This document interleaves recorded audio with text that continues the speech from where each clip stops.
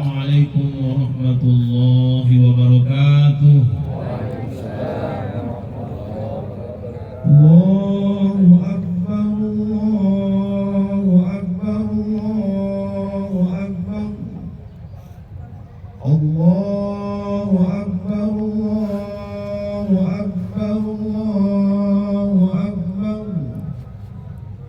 Allahu Akbar, Allahu Akbar, Allahu Akbar, Allahu Akbar, Allahu Akbar kabira walhamdulillahi katsira wa subhanallahi bukratan wa asila.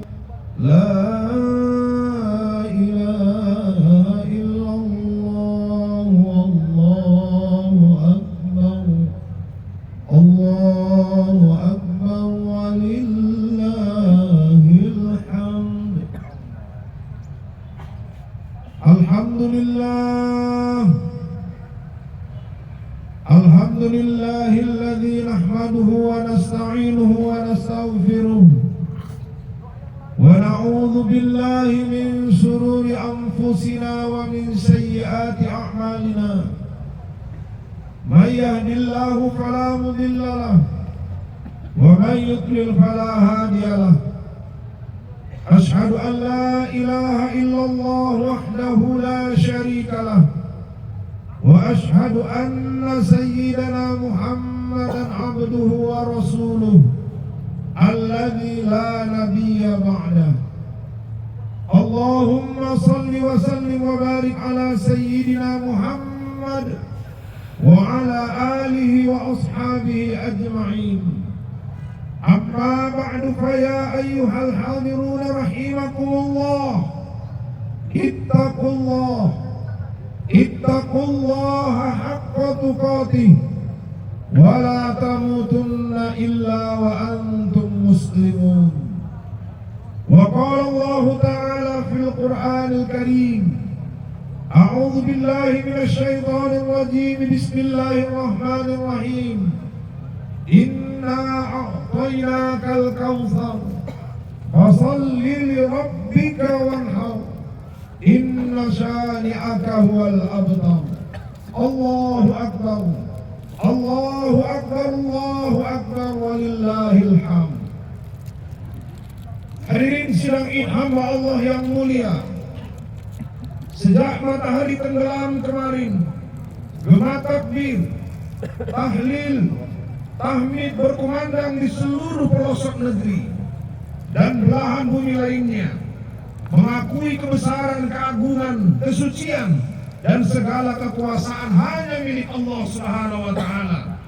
Dan pada saat yang bersamaan, batin kita mengakui bahwa kita ini kecil, kita hina, kita lemah, tidak memiliki apapun kecuali titipan dari Allah Subhanahu wa taala. Allahu akbar, Allahu akbar, Allahu akbar walillahil hamd. Sejak 8 Zulhijjah kemarin, orang tua kita, sanak famili, sahabat, saudara-saudara kita yang saat ini sedang berada di tanah suci, secara bergelombang telah menuju ke padang Arafah untuk melaksanakan puncak dari ibadah haji, yaitu wukuf di padang Arafah. Mereka datang dari berbagai negara dengan bangsa, suku, bahasa, warna kulit yang berbeda-beda. Mereka juga datang dengan latar belakang ekonomi, profesi, karakter yang juga berbeda-beda. Tetapi mereka menuju Tuhan yang sama. Mereka umat Nabi yang sama. Mereka punya kitab yang sama, akidah yang sama. Mereka menuju tempat yang sama. Bahkan dari bibir mereka juga keluar kalimat yang sama. Labbaik Allahumma labbaik, labbaik la syarika laka labbaik, innal hamda wan ni'mata laka wal mulk la syarika lak. Aku memenuhi panggilanmu, ya Allah. Aku memenuhi panggilanmu. Aku memenuhi panggilanmu, tiada sekutu bagimu. Aku memenuhi panggilanmu. Sesungguhnya pujian dan nikmat adalah milikmu. Begitu juga kerajaan, tiada sekutu bagimu. Allahu Akbar, Allahu Akbar, Allahu Akbar walillahil hamd. Walaupun pada tahun ini para jamaah haji kita banyak yang berusia lanjut, namun mereka tetap berangkat dengan penuh semangat dan sukacita untuk menyempurnakan keislaman masing-masing dengan melaksanakan rukun Islam yang kelima. Mereka telah membulatkan tekadnya, sudah meneguhkan pendiriannya, tidak akan pernah surut langkahnya untuk memenuhi panggilan suci, panggilan yang agung, panggilan yang mulia, dan panggilan yang telah lama dinanti-nantikan. Panggilan menunaikan rukun Islam yang kelima.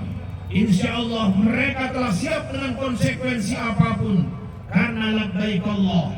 Mereka datang hanya karena panggilan Allah, Allah yang la syarika, yang tiada sekutu baginya. Mereka berpasrah, menyerahkan diri mereka kepada Sang Pemilik Ka'bah, Sang Pemilik Tanah Suci, Sang Pemilik makhluk dari seluruh alam. Apapun yang terjadi, mereka serahkan segala urusan kepada Allah Subhanahu wa Ta'ala. Mengapa mereka siap dengan segala risiko dalam ibadah haji, yang juga dengan biaya yang tidak sedikit, bahkan sebagian dalam keadaan sakit. Sekitar 40 hari meninggalkan kampung halaman, ada yang meninggalkan suami, meninggalkan istri, anak, cucu, orang tua, keluarga, harta dan jabatan dan lain-lain. Karena itulah panggilan iman. Kalau tidak karena iman, niscaya orang akan merasa berat melaksanakannya. Imanlah yang melahirkan keberanian. Imanlah yang melahirkan kecintaan kepada Sang Pencipta, sehingga orang siap melakukan apapun perintah Sang Pencipta yang dicintai. Allahu Akbar, Allahu Akbar, Allahu Akbar, walillahil hamd. Demikian juga halnya yang dilakukan oleh Nabi Allah Ibrahim, seorang Rasul, Nabi yang juga mendapatkan ujian yang begitu hebat dari Allah Subhanahu wa Ta'ala. Sebagaimana dikisahkan, beliau menikah dengan seorang wanita yang cantik menawan bernama Siti Sarah. Namun bertahun-tahun mereka mengarungi bahtera rumah tangga, kebahagiaan terasa semu. Sang buah hati belahan jantung, penerus sejarah pelanjut cerita tak kunjung tiba. Dikisahkan pada waktu itu usia Ibrahim sudah mencapai 86 tahun. Kulit mulai keriput, rambut mulai memutih. Usia Sarah sendiri sudah mencapai 76 tahun. Akhirnya melihat sang suami termenung bersedih karena betul-betul merindukan datangnya sang buah hati. Dalam setiap munajatnya ia bermohon kepada Allah sebagaimana yang tercantum dalam Al-Quran surah As-Saffat ayat 100. Rabbi habli minas shalihin. Ya Rabbku, anugerahkanlah kepadaku seorang anak termasuk orang-orang yang soleh. Akhirnya satu ketika Sarah menawarkan kepada Nabi Ibrahim untuk menikahi wanita lain. Sarah berkata, wahai suamiku, nikahilah wanita lain. Siapa tahu dengan wanita itu engkau bisa mendapatkan keturunan. Ibrahim menjawab, wahai istriku, aku tidak akan menikah lagi kecuali atas izin Allah. Betapa luar biasa kesetiaan Ibrahim kepada Sarah, hingga akhirnya keduanya berpelukan erat sampai berurai air mata. Hadirin, kemudian Allah mewahyukan kepada Ibrahim agar ia menikahi wanita lain. Betapa beratnya hati Ibrahim menyampaikan perintah Allah ini kepada istrinya Sarah. Namun karena ini perintah, dia beranikan diri untuk menyampaikannya kepada Sarah, dan akhirnya Sarah mengizinkannya. Kecintaannya kepada Allah mengalahkan kecintaannya kepada sang suami. Ibrahim berkata, wahai Sarah, aku mau kaulah yang mencarikan wanita itu untukku. Sarah berkata, aku telah menyiapkan wanita itu. Siapa dia? Tanya Ibrahim. Wanita itu adalah Siti Hajar, budak kita. Siti Hajar adalah seorang wanita berstatus budak dan berkulit hitam. Dan akhirnya Ibrahim menikahi Siti Hajar. Kemudian dikisahkan Siti Hajar pun hamil. Dalam surah As-Saffat ayat 101 Allah berfirman, "Fabasharnahu bighulamin halim." Maka kami beri dia kabar gembira dengan seorang anak yang amat sabar. Bayi yang lahir dari rahim Siti Hajar itu diberi nama Ismail. Seorang bayi yang sangat tampan dan sangat menggemaskan, menjadikan rumah Ibrahim yang semula terasa redup menjadi terang. Wajah Ibrahim yang semula suram berubah menjadi cerah. Rumah itu menjadi ceria dengan tangisan seorang bayi yang kelak akan menjadi salah satu Rasul Allah di muka bumi.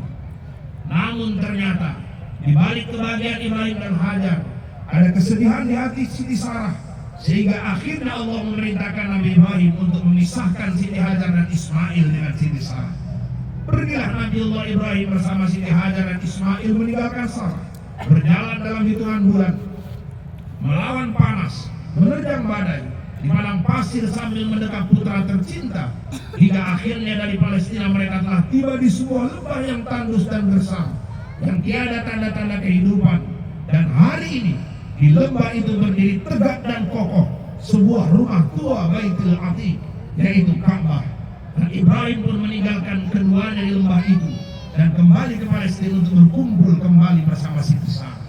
Allahu Akbar, Allahu Akbar, Allahu Akbar, walillahil hamd. Silaki hamba Allah yang mulia, setelah sekian tahun berpisah, akhirnya Nabi Ibrahim pun merasakan rindu kepada Ismail dan ibunya. Ia kembali berkunjung ke Mekah, dan akhirnya mereka melepas rindu dipertemukan Allah kembali di Mina. Para ulama tafsir berbeda pendapat. Ada yang mengatakan saat itu usia Ismail 7 tahun, dan ada yang mengatakan 15 tahun. Baru saja melepas rindu kepada sang buah hati, datang wahyu Allah melalui mimpi yang memerintahkan Nabi Ibrahim untuk menyembelih putra tercintanya itu. Awalnya Nabi Ibrahim ragu dengan perintah yang ia terima, namun setelah berturut-turut beliau mengalami mimpi yang sama, akhirnya beliau yakin ini benar-benar perintah Allah. Setelah Ismail mandi, mengenakan gamis yang terbaik, disisir rapi rambutnya, Nabi Ibrahim pun membawanya ke sebuah bukit di Mina. Dan di bukit itu terjadilah dialog antara ayah dan anak yang diabadikan dalam Al-Quran, surah As-Saffat ayat 102. Qalamma balagha ma'ahu sa'ya qala ya bunayya inni ara fil manam anni adbauka fanzur madza tara. Maka tatkala itu sampai pada usia sanggup bersama ayahnya Ibrahim berkata, wahai anakku sayang, sesungguhnya aku melihat dalam mimpi aku menyembelihmu, maka pikirkan apa pendapatmu. Ismail anak yang masih belia itu dengan suara yang bergetar yang tanpa ada sedikit pun rasa kekhawatiran menjawab, qala ya abati fa'al ma tu'maru satajiduni insyaallah minas sabirin. Wahai ayahku, kerjakanlah apa yang diperintahkan Allah kepadamu, insyaallah kau mendapatkan aku sebagai anak yang sabar.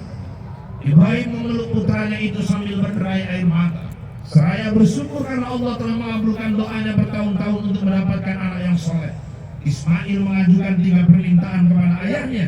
Wahai ayah, sebelum kau menyembelihku, ada 3 permintaanku kepadamu. Yang pertama, sebelum kau menyembelihku, tajamkanlah pisaumu agar pisau itu tidak terlalu menyakitiku. Yang kedua, wahai ayah, sebelum kau sembelih aku, bukalah baju gamisku. Aku tidak ingin baju ini berlumuran darah sehingga membuat sedih hati ibuku di rumah. Dan yang ketiga, mohon kepadamu ketika kau sembelih aku, tutuplah wajahku agar tidak timbul belas kasihanmu kepadaku. Ibrahim pun memenuhi permintaan Ismail. Setelah gamisnya dibuka, Ismail pun direbahkan, wajahnya ditutup, pisau yang tajam pun diletakkan ke leher Ismail. Keduanya ikhlas berserah diri kepada Allah. Pisau pun mulai ditarik, namun pisau itu tidak mau memotong leher Ismail. Semua malaikat kagum dengan kepatuhan mereka berdua, hingga seluruh malaikat bertakbir. Jibril pun membawa kibas dari surga sebagai pengganti Ismail untuk disembelih seraya bertakbir. Allahu Akbar, Allahu Akbar, Allahu Akbar. Ibrahim pun menyambut dengan la ilaha illallah wallahu akbar. Ismail pun menyambuti dengan Allahu Akbar walillahil hamd. Akhirnya kibas yang dibawa Jibril disembelih sebagai pengganti Ismail. Allahu Akbar, Allahu Akbar, Allahu Akbar walillahil hamd. Silaki hamba Allah yang mulia, peristiwa kepatuhan Ibrahim dan Ismail ini pun tercatat sepanjang masa dengan tinta emas sebagai simbol kepatuhan seorang hamba kepada Sang Pencipta. Kepatuhan mereka berdua sumbernya adalah iman yang melahirkan rasa cinta. Kecintaan kepada Allah lah yang melahirkan semangat pengorbanan. Ibrahim sampai rela mengorbankan putra yang sangat dikasihinya demi pembuktian cintanya kepada Allah.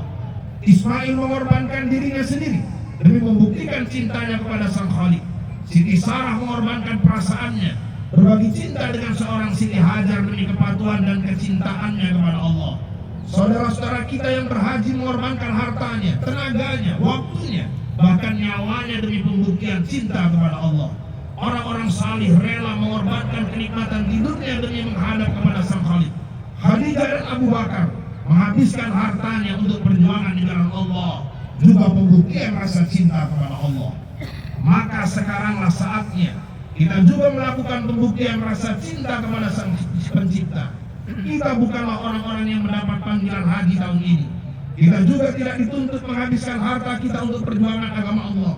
Dan kita juga tidak lagi diperintahkan untuk menyembelih anak kita sendiri. Allah hanya menuntut kita untuk mengeluarkan sebagian rezeki kita yang juga merupakan pemberiannya, untuk membeli hewan kurban sebagai pembuktian cinta kita kepadanya. Idul Adha ini adalah ujian buat kita, sejauh mana iman kita, sebesar apa rasa cinta kita kepadanya, dan jangan-jangan kita lebih mencintai harta kita. Lapangkan hati kita untuk mengeluarkan sekitar 2 jutaan harta yang Allah titipkan buat kita untuk berkorban sebagai pembuktian rasa cinta dan upaya takarrub mendekatkan diri kita kepadanya. Ingatlah hadirin, Rasulullah bersabda, "Man kana lahu sa'atun wa lam yudhi fala yaqrabanna musallana." Barang siapa yang Allah beri kemampuan namun tidak mau berkurban, maka jangan ia dekati tempat sholatku. Para ulama mengatakan, orang yang mampu adalah orang yang mempunyai kelebihan harta dari kebutuhan hidupnya sebesar harga seekor kambing kurban. Sebenarnya banyak sekali orang-orang yang mampu, namun selalu berdalih banyaknya kebutuhan. Padahal kebutuhan yang menyangkut kesenangan dunia tidak pernah ada putusnya hingga meregang nyawa. Kalau harga hewan kurban per orang 2 juta rupiah, dicicil 10 bulan, per bulannya hanya 200 ribu rupiah. Kami kira banyak sekali orang-orang yang sanggup menyicil uang sebesar itu setiap bulannya. Karena banyak orang-orang yang sanggup menyicil sepeda motor 1 jutaan per bulan, sanggup menyicil televisi, kulkas dan perabot rumah lainnya 500 hingga 1 juta per bulan, sanggup menyicil iPad, Android lebih dari 500 ribu per bulan. Akhirnya semua kembali kepada kadar keimanan dan kecintaan masing-masing individu kepada Allah Sang Pencipta. Mari kita merenung, apakah kita sudah tergolong hamba yang mencintai Rabb-Nya, atau masih menjadi seorang hamba yang hubbud dunia, yang lebih mencintai dunia. Semoga Allah menjadikan kita hamba-hambanya yang selalu mencintainya sampai akhir hayat, dan semoga Allah menerima kurban dan amal-amal Dzulhijjah kita tahun ini. Wa qur rabbi ighfir warham wa anta khairur rahimin.